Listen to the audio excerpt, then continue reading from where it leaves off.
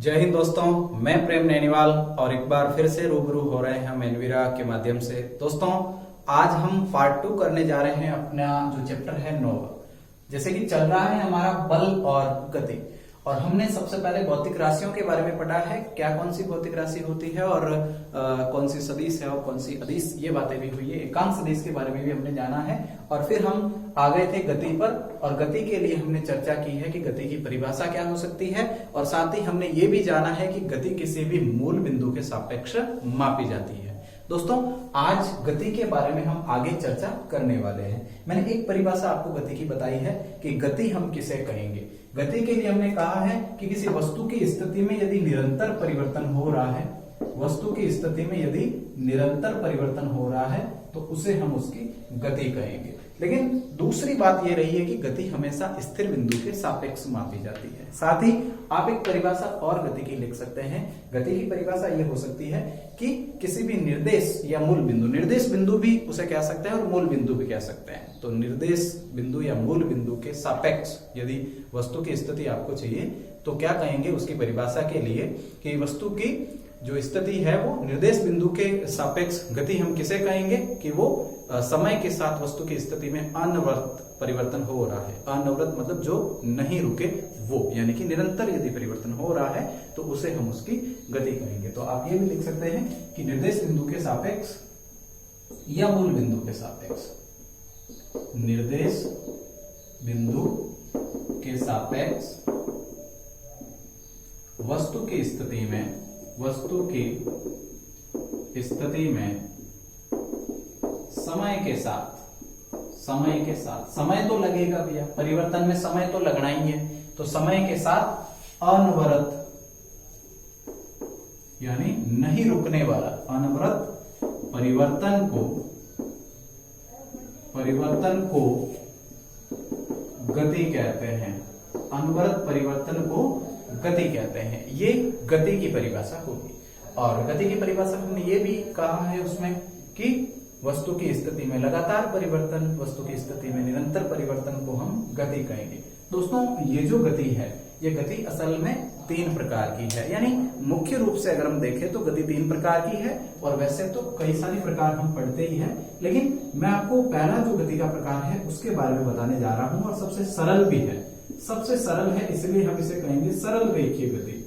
सरल से याद रखना, सरल रेखीय गति, आप समझ गए होंगे। सरल रेखा में की जाने वाली गति। सरल रेखा में की जाने वाली गति से मेरा मतलब है कि यदि कोई वस्तु किसी सरल रेखा के अनुदिश चल रही है, वो मुड़ नहीं रही है, वो एक सीधी रेखा में गति कर रही है, तो वो सरल रेखीय गति होगी, है ना। सरल रेखा के अनुदिश की जाने वाली गति। तो ये लिखेंगे कि जब कोई वस्तु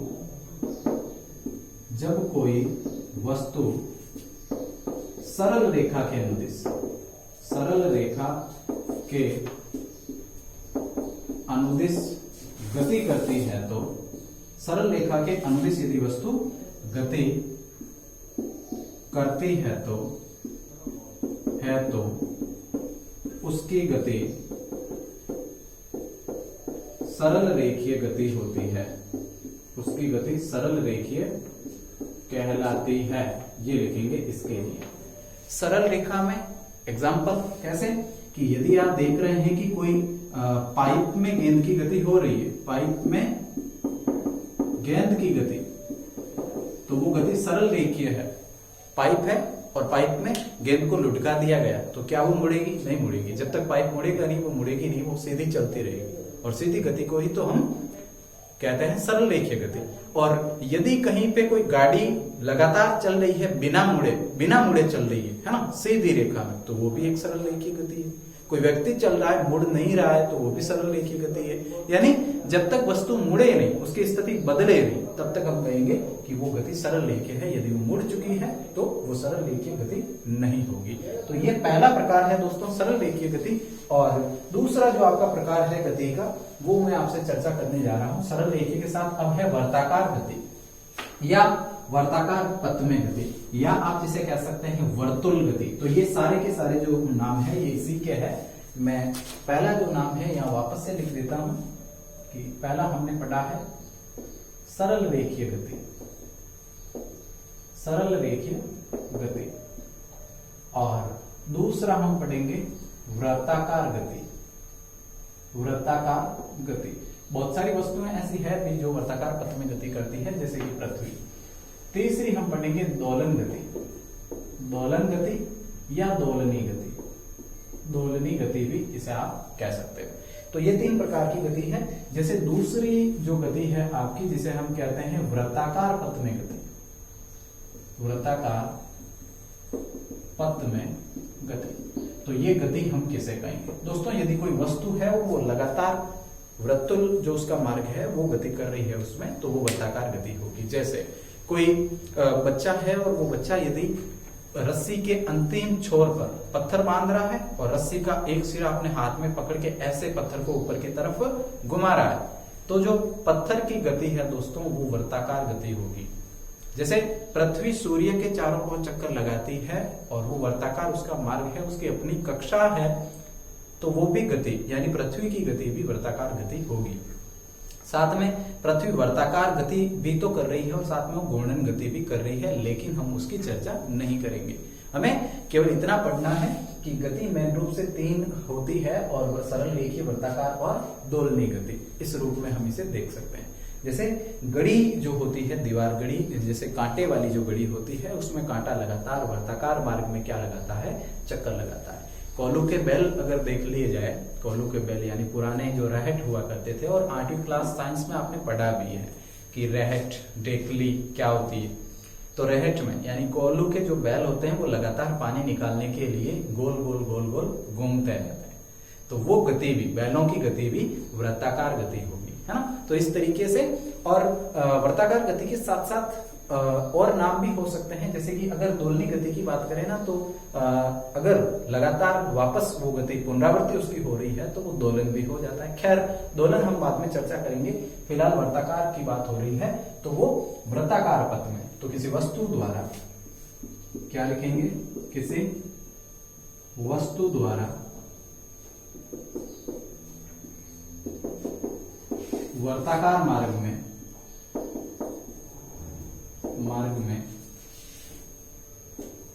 की जाने वाली गति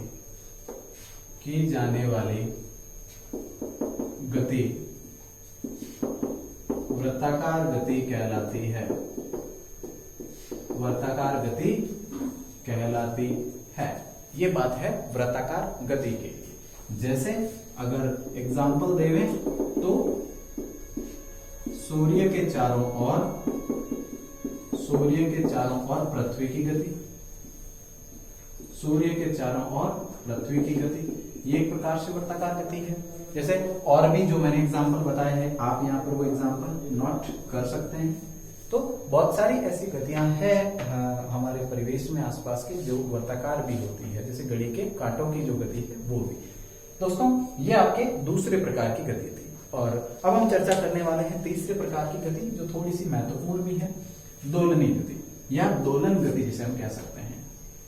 अगर कोई वस्तु अपनी गति को बार बार दोहरा रही है, वो अपनी गति की पुनरावृत्ति कर रही है, तो वो उसकी दोलन गति कहलाएगी। पुनरावृत्ति करने से मतलब है कि वो अपनी गति को वापस दोहरा रही है, दोलन गति या दोलनी गति। दोलन या दोलनी गति से मतलब है कि यदि कोई वस्तु है और वो वस्तु यहाँ पे अगर टांग दी गई है, जैसे मान लीजिए कोई सरल लोलक धातु का गोला, और वो धातु का गोला यहाँ किसी दृढ़ आधार से, किसी खूंटी से लटका दिया गया है। धातु का गोला किसी धागे से बांधकर, कहां से बांधकर, यहाँ गुंडी है उसकी और गुंडी से उसको धागे से बांध दिया गया। यदि मैं इस धातु के गोले को यहां तक लाता हूं, लाने के बाद छोड़ता हूं, खूंटी से धागे से एक धातु का गोला जो वजनदार है वो बांध दिया है, यदि यहां पर लाके मैं इसे छोड़ता हूं तो ये इस रूप में गति करेगा, वापस यहां जाएगा, वापस यहां आएगा, यानी कि लगातार वो यहां तक भी जाएगा और वापस भी आएगा। यानी अपनी गति को ये बार बार उसी मार्ग में, नया मार्ग नहीं, उसी मार्ग में दोहराता रहता है। तो इस प्रकार की जो गति है वो गति दोस्तों दोलन गति कहलाती है। और ये जो अभी मैंने जो सेटअप बनाया है, ये सेटअप सरल लोलक है, सरल लोलक, जिसका एक प्रैक्टिकल आपको अगली क्लासों में मिलेगा, यानी आप जब साइंस लेते हो। तो ये इस प्रकार की जो गति होगी लगातार पुनरावर्ती होती है, वो सरल लोलक की गति है और वो गति दोलनी गति भी कहलाएगी। और ऐसी एक व्यवस्था आप लोग देखते हो, जैसे पहला एग्जाम्पल मैंने आपको सरल लोलक बताया है और एग्जाम्पल से ही इस गति को हम समझ सकते हैं। लीजिए दूसरा एग्जाम्पल मैं आपको बता रहा हूं, घड़ी का जो पेंडुलम होता है, पेंडुलम वाली घड़ी आपने देखी होगी जिसमें प्रति घंटे टन की ध्वनि सुनाई देती है, वो उसका पेंडुलम होता है असल में। और घड़ी में जैसे यहाँ पर वो घड़ी है, अगर वो दर्शाई जा रही है इस तरीके से, ठीक है ना, जो भी यहाँ पर उसकी रीडिंग लिखी हुई है, पूरी व्यवस्था है, जैसे गोल छोटा बनाते हैं थोड़ा सा, तो पूरी गोल व्यवस्था है। और इस रूप में यदि वो घड़ी दिखाई दे रही है आपको, तो नीचे की तरफ उसका एक पेंडुलम काम करता है और वो यहाँ, वो जो पेंडुलम है उसकी गति हम कह सकते हैं कि लगातार वो दोलन गति करता है और प्रति घंटे उसकी ध्वनि हमें सुनाई भी देती है। वो टन की ध्वनि 1 बजते हैं तो 1 बार होती है और 12 बजते हैं तो 12 बार टन की ध्वनि होती है। ये गति इस रूप में करता है और इस गति को हम दोलन गति कहते हैं। तो ये दोलनी गति, लगातार कई सारी ऐसी गतियां हैं जिनकी पुनरावृत्ति परिवेश में होती रहती है, तो वो गतियां दोलन गति कहलाएगी। मैंने एक एग्जाम्पल सरल लोलक का दिया है और दूसरा एग्जाम्पल मैंने आपको पेंडुलम का दिया है। अब देखिए इसकी परिभाषा कैसे हम लिखेंगे कि वह गति जो लगातार समय के साथ पुनरावृत्ति करती है, समय के साथ पुनरावृत्ति करती है, वो कहलाती है दोलन गति कहलाती है। ये आपकी दोलन गति होगी जो लगातार हो रही है। तो दोस्तों 3 प्रकार की गतियां हमने डिस्कस की है फिलहाल, और वो है सरल रेखीय गति जब वस्तु सीधी चल रही हो, वर्ताकार गति यदि वस्तु वर्ताकार मार्ग में चक्कर लगा रही हो, और दोलनी गति यानी कि वो लगातार अपनी गति को दोहरा रही हो, वो अपनी गति की पुनरावृत्ति कर रही हो, तो इस रूप में होती है और उसे हम कहते हैं गति। अब दोस्तों गति के बाद गति एक समान गति भी हो सकती है और असमान गति भी हो सकती है, लेकिन उसकी चर्चा हम बाद में करेंगे। फिलहाल उससे पहले हमें एक और भौतिक राशि पढ़ना जरूरी है और वो भौतिक राशि है विस्थापन। कि विस्थापन क्या है, हम विस्थापन किसे कहेंगे। तो दोस्तों अगला जो हमारा टॉपिक है वो रहने वाला है दूरी एवं विस्थापन। दूरी को हम पहले से जानते हैं, दूरी यानी अगर हम लंबाई की बात करें तो वो दूरी के खानदान से है, अगर हम चौड़ाई की बात करें, ऊंचाई की बात करें, तो ये सारी दूरियां ही तो है और क्या है, और इसे हम मेन रूप से एक ही प्रकार से पढ़ सकते हैं। लेकिन अब जो हमारा अगला जो टॉपिक है वो टॉपिक रहने वाला है दूरी व विस्थापन। दूरी को हम जानते हैं इसलिए मैं सीधा लिख रहा हूं विस्थापन। विस्थापन क्या है, विस्थापन को दोस्तों S से हम रिप्रेजेंट करते हैं, ये बात आप समझ लीजिए। विस्थापन S और दूरी D से दर्शाते हैं दूरी को, ये तो नॉर्मल सी बात है, आपने पढ़ा होगा। तो विस्थापन के लिए हम फिलहाल बात कर रहे हैं, लेकिन एक चीज मैं आपको और बता देना चाहता हूं। मैं कह रहा था कि जब कोई वस्तु कण अथवा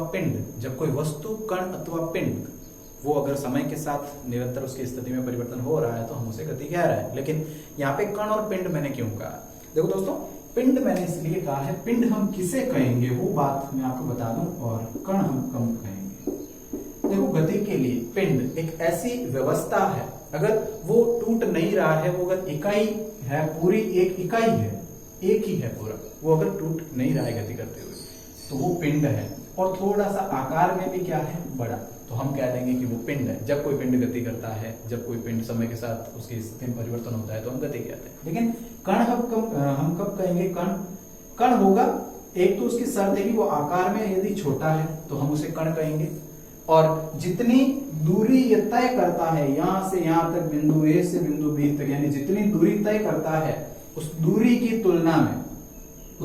तुलना में ये क्या है, यदि छोटा है, यदि दूरी की तुलना में नगण्य है। जैसे किसी खिलाड़ी ने गेंद को मारा और गेंद बाउंड्री पार, कैसे समझो इस बात को, जैसे किसी खिलाड़ी ने गेंद को मारा और गेंद बाउंड्री पार, मतलब खूब सारी दूरी यहाँ पे तय कर चुकी है, एक प्रकार से हम कह सकते हैं, खूब डिस्टेंस उसने ले ली है दूरी।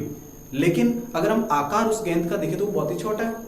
भाई दूरी की तुलना में अगर गेंद के आकार को देखें तो बहुत ही कम है। दूरी तो बाउंड्री पार वो बहुत ज्यादा दूरी तय कर चुकी है, लेकिन उसका आकार दूरी की तुलना में नगण्य है, छोटा है, और जब ऐसी स्थिति हो तो उसे हम पिंड नहीं बल्कि उसे हम कण कहेंगे। दूरी तो खूब सारी तय कर ली, लेकिन आकार उसका क्या है, छोटा, यानी छोटा पैकेट बड़ा धमाका यदि हो रहा है तो हम उसे कहेंगे कि वो कण है।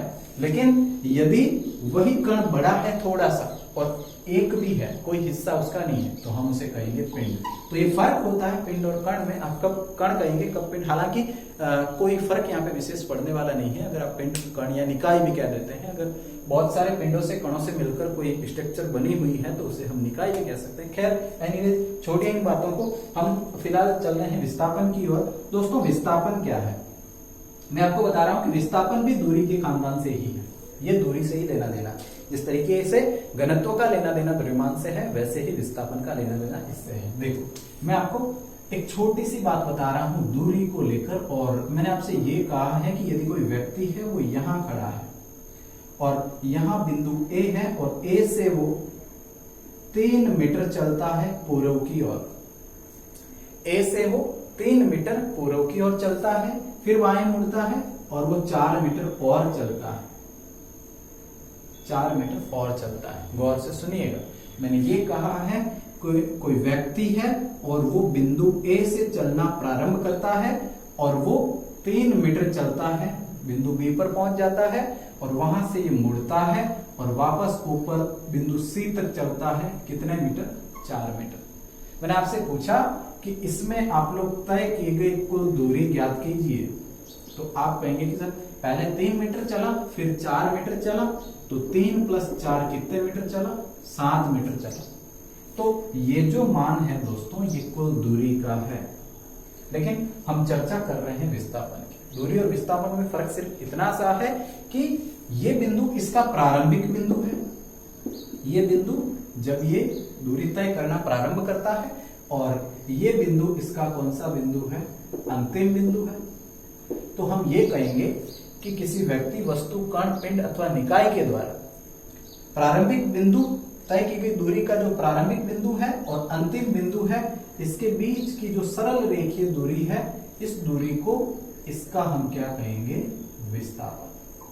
दोस्तों पूरी जो दूरी है जो उसने खुद चलकर तय की है और बिंदु, लास्ट बिंदु तक वो पहुंचा है, तो वो तो कहलाएगी उसकी दूरी। जो उसने रास्ता तय किया है, जो व्यक्ति द्वारा तय किया गया पथ है, वो पथ उसकी दूरी के रूप में होगा।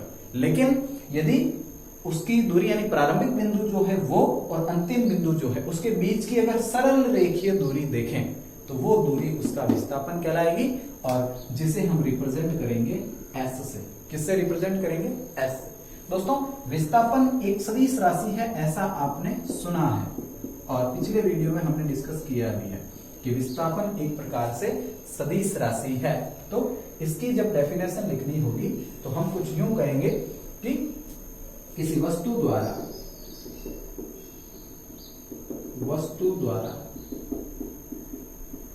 तय की गई दूरी के प्रारंभिक बिंदु व अंतिम बिंदु, प्रारंभिक बिंदु व अंतिम बिंदु के बीच की सरल रेखीय दूरी को, बीच की सरल रेखीय दूरी को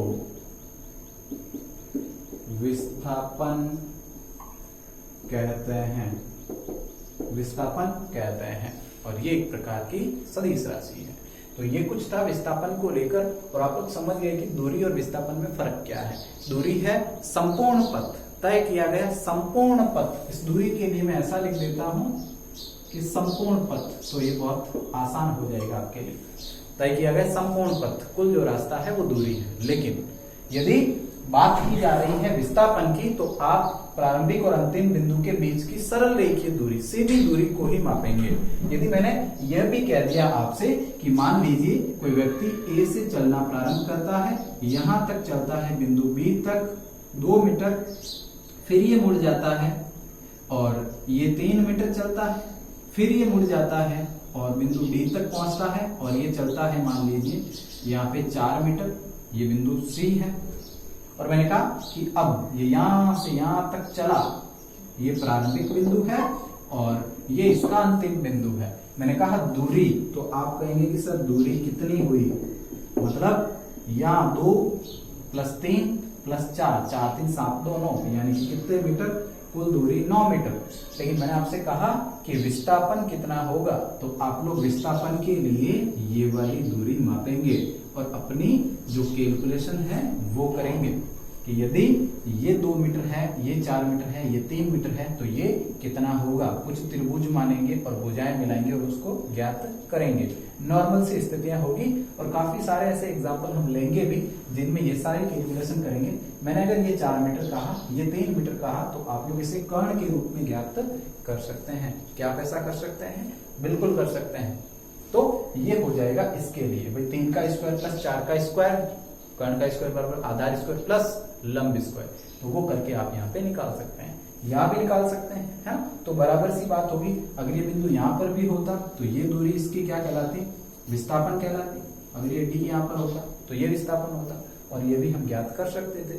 तो बस कुछ इस तरीके से आपको ये चीजें सॉल्व करनी होती है और बहुत ही आसान विस्थापन की बातें हैं। और विस्थापन दोस्तों, इसको अगर मापना है, विस्थापन के मात्रक की अगर हम बात करेंगे तो देखो मैंने विस्थापन को S से दर्शाया है, विस्थापन S होगा, है ना। और विस्थापन का सूत्र होता है, देखो मैं आपको सूत्र भी बता देता हूं, चलिए तो आसान होगा आपके लिए। विस्थापन का जो फॉर्मूला होगा वो वेग इंटू क्या होगा? समय। वेग इंटू समय, वेग बराबर विस्थापन बट्टे समय। तो ये सारी चीजें होती है, यानी विस्थापन S के लिए V इंटू क्या होगा दोस्तों? T होगा। अगर मैं S के मात्रक की बात करता हूं तो V का मात्रक, वेग का मात्रक है मीटर प्रति सेकेंड और इंटू क्या है? समय। इंटू समय, समय का मात्रक क्या है? सेकेंड। तो फिर से इंटू सेकेंड, यानी सेकेंड और सेकेंड, सेकेंड का स्क्वायर, मीटर प्रति सेकेंड का स्क्वायर। ये मात्रक होगा किसका? विस्थापन का। देखिए समय का मात्रक, समय का मूल मात्रक आप मान के चलो। वैसे समय को घंटा में मापते हैं, मिनट में भी मापते हैं, दिन और वर्ष में भी मापते हैं, शताब्दी में भी मापते हैं, लेकिन समय को मापने के लिए जो मूल मात्रक है, जो अच्छा खासा मात्रक है, जो सभी जगह काम में आ सकता है, वो है ये आपका सेकेंड, समय का। तो सेकेंड आप मान के चलोगे समय का मात्रक। मीटर दूरी का अच्छा खासा मात्रक, वैसे तो बड़े छोटे काफी सारे दूरी के मात्रक है, लेकिन दूरी का मात्रक मीटर होगा। तो मीटर, और वेग के लिए अगर मैं आपसे कहता हूं तो वेग का जो मात्रक है वो मीटर प्रति सेकेंड है, और सेकेंड का स्क्वायर यहाँ पे हो जाएगा। विस्थापन की भी बात की जा रही है तो मीटर प्रति सेकेंड का स्क्वायर, ये विस्थापन का क्या है? मात्रक। परिभाषा मैंने आपको बता दी कि किसी वस्तु द्वारा तय की गई दूरी के प्रारंभिक बिंदु व अंतिम बिंदु के बीच की सरल रेखीय दूरी को उसका विस्थापन कहते हैं। तो ये था विस्थापन। और विस्थापन और दूरी में फर्क भी हमने जाना है। दूरी संपूर्ण पथ है जो वस्तु के द्वारा तय किया गया है, और विस्थापन सरल रेखीय पथ है जो प्रारंभिक व अंतिम बिंदु के बीच है।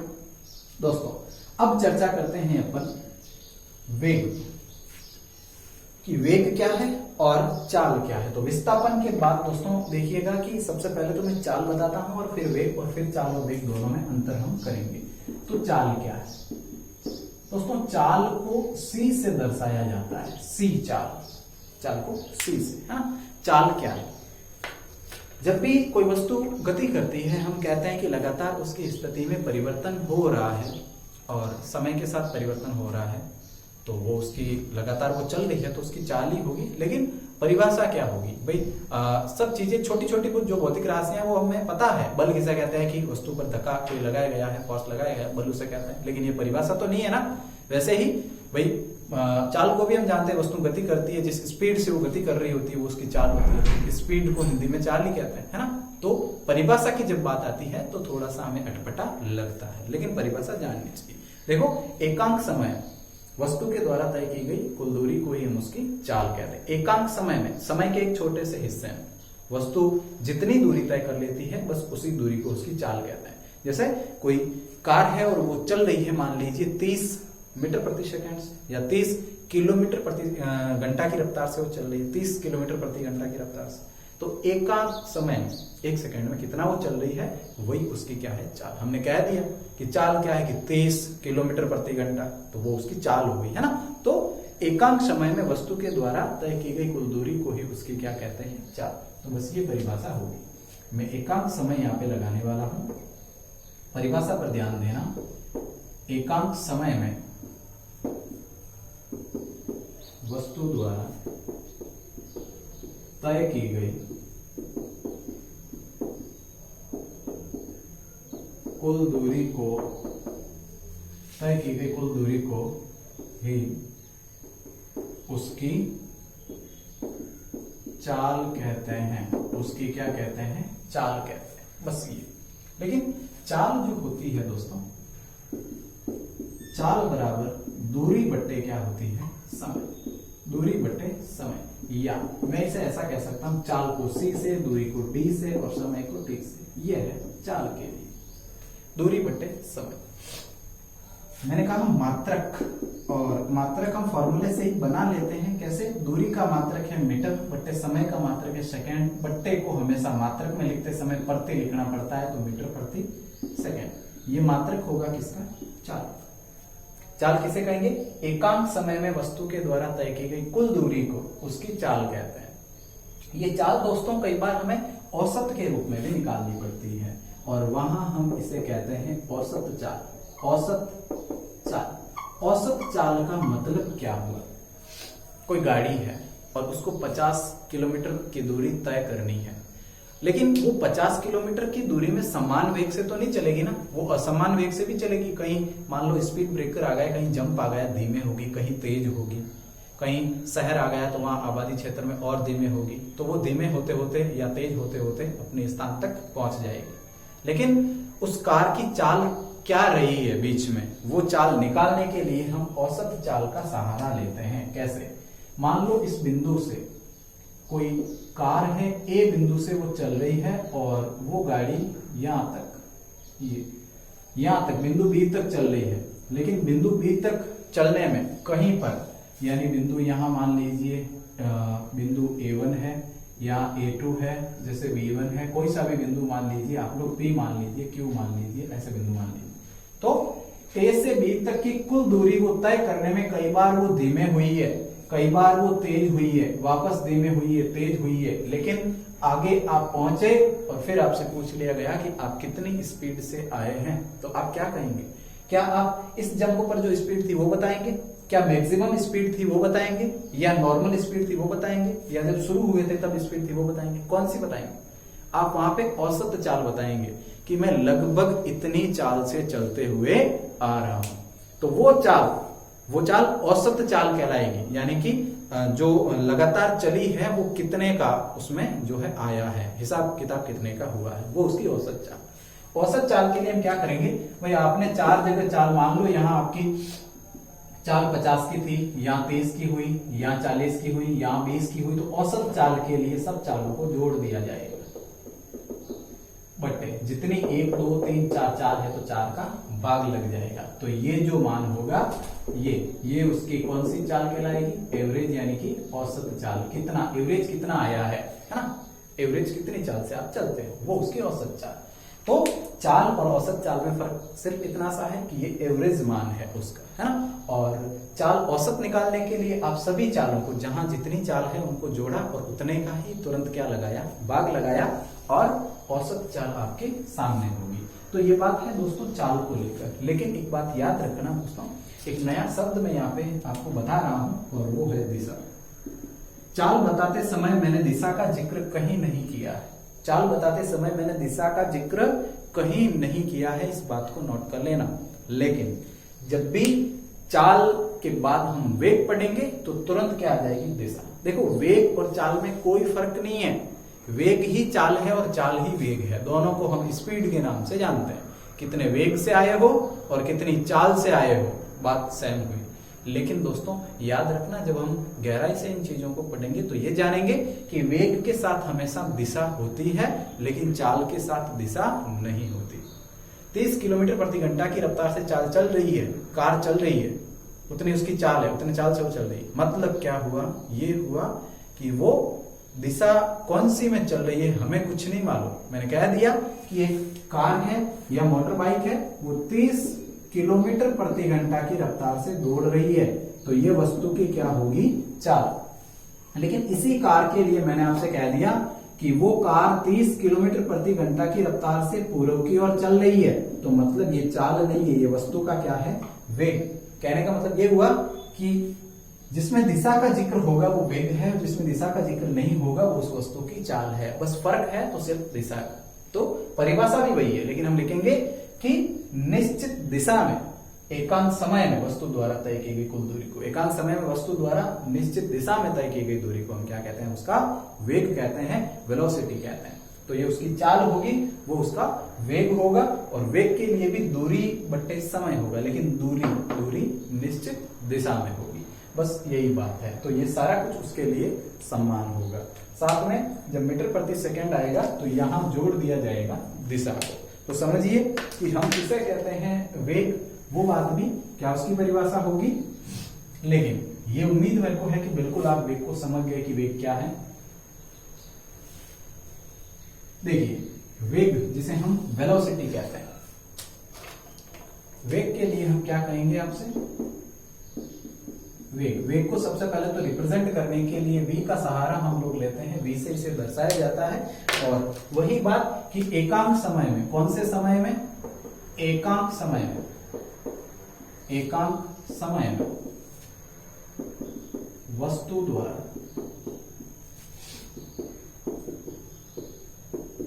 निश्चित दिशा में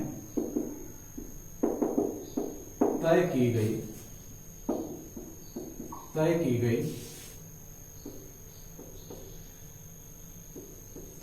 कुल दूरी को उसका वेग कहते हैं। उसका क्या कहते हैं, वेग। मैंने एक शब्द यहां पे जोड़ दिया और वो शब्द है दिशा। निश्चित दिशा होनी चाहिए, दिशा फिक्स होनी चाहिए, तो वो वेग कहलाएगा। यानी वेग जो होगा वो भी दूरी बट्टे समय होगा। मैं यहां पे लिख रहा हूं दूरी बट्टे समय, लेकिन दूरी निश्चित दिशा में होगी, निश्चित दिशा में बट्टे क्या हो जाएगा, समय। यानी कहने का मतलब यह है कि फिर से जो वेलोसिटी होगी वो d अपॉन, यानी दूरी d अपॉन समय t के बराबर होगी। तो d बाई t हो जाएगा।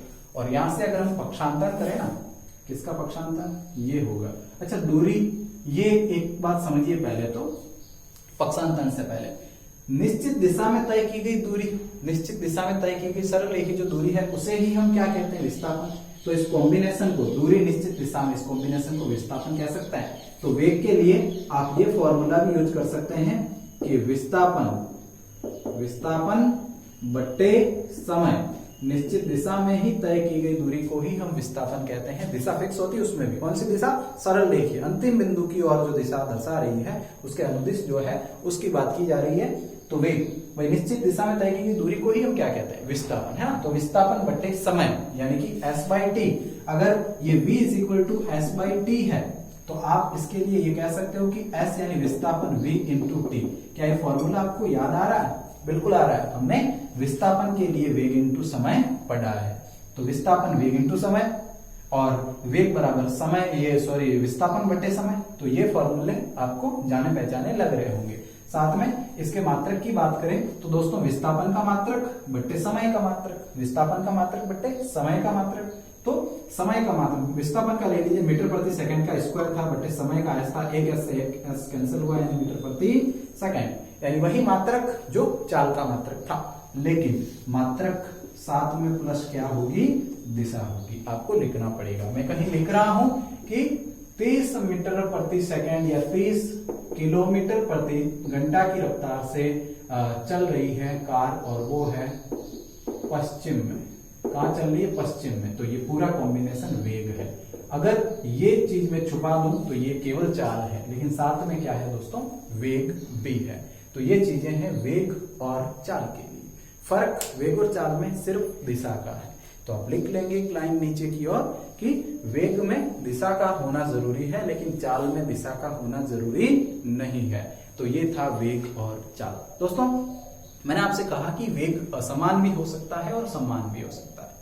हम कहीं बात करेंगे कि असमान वेग से वस्तु चल रही है और कहीं बात करेंगे कि समान वेग से चल रही है। यदि कोई वस्तु प्रति 1 मिनट में 1 किलोमीटर, फिर दूसरे मिनट में और 1 किलोमीटर, तीसरे मिनट में 1 और किलोमीटर, यानी वो अगर हर मिनट में 1 किलोमीटर चल रही है तो वो जब तक 60 मिनट बीतेंगे यानी 1 घंटा बीतेगा तब तक वो 60 किलोमीटर जा चुकी होगी, है ना।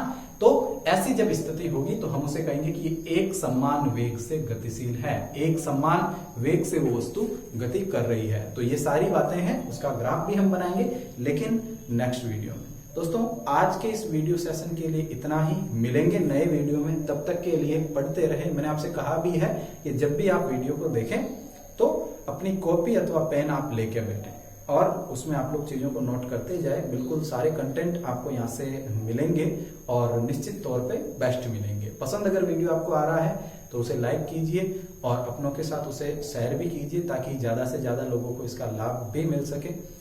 दोस्तों इजाजत चाहेंगे आपसे, आज के लिए मिलेंगे अगले वीडियो में। धन्यवाद।